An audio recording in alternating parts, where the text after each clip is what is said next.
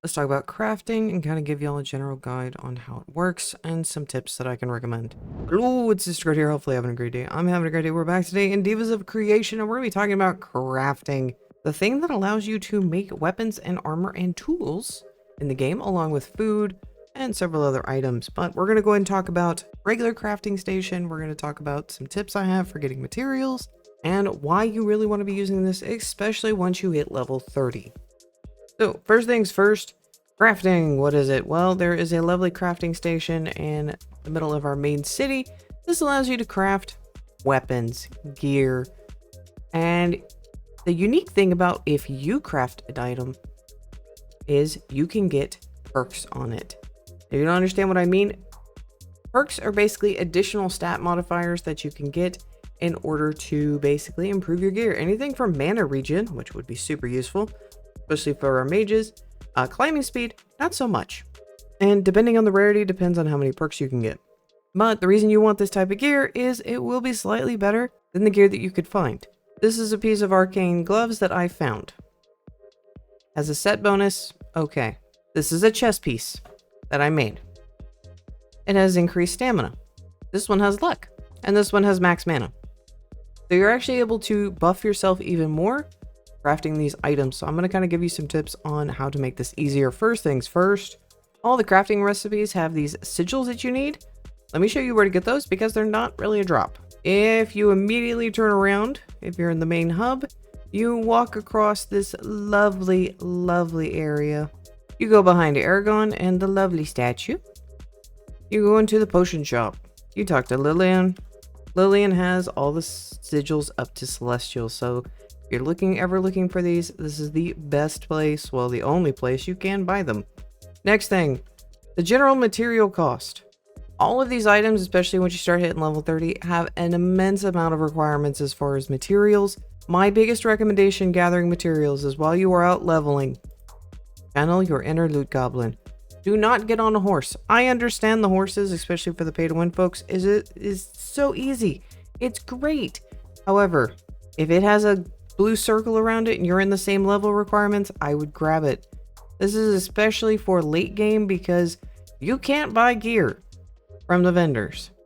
And unless you want to shell out a hand and a foot in the market, yeah, you are actually able to craft your own gear. And I would highly recommend doing it. So, loot goblin, folks.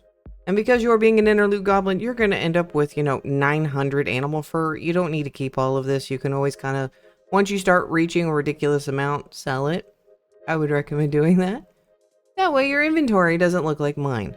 But you're also going to be getting a ton of cash. So I've only bought one Game Pass version for the slots. The rest of this I unlocked on my own. And the only way for me to get more slots in my warehouse is to buy with Robux. I did buy. But yeah. So crafting. How does this work? So for the tiers, for basically the level 3, level 6, and for the level 10 stuff, so the rare, epic, and legendary stuff, as you can see over here, you have a chance to succeed. Legendary goes down to about 75. This is just for armor. Epic is at 80. Luckily, rare is 100%. If we go over to weapons, this is kind of a little bit different. I'll just go to bows since that's what I'm using. There is a tier beyond legendary, and that is the unique. That one's even lower, so trying to keep that in mind. As you can see, some of the requirements for this, 2400 leather. I need celestial citrus. This thing's expensive, but if you can see over here for the higher tier gear, you can have more perks on your items, which means you can max and min this if you are willing to grind and be a loot goblin. Epic, you get 2, and unfortunately rare, which is the tier I'm at right now, can only have a maximum 1. Now, I'm going to go ahead and craft something because I'm starting to work on my tools because I am getting to the point where all of my resource gathering has resulted in me being a horrible loot goblin. I need more sigils. Oh. One moment.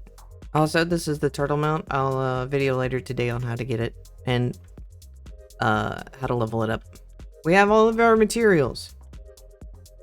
Let's go on over here and I'm going to go ahead and craft a expert level pickaxe. I don't want to go hunt for ambersite yet.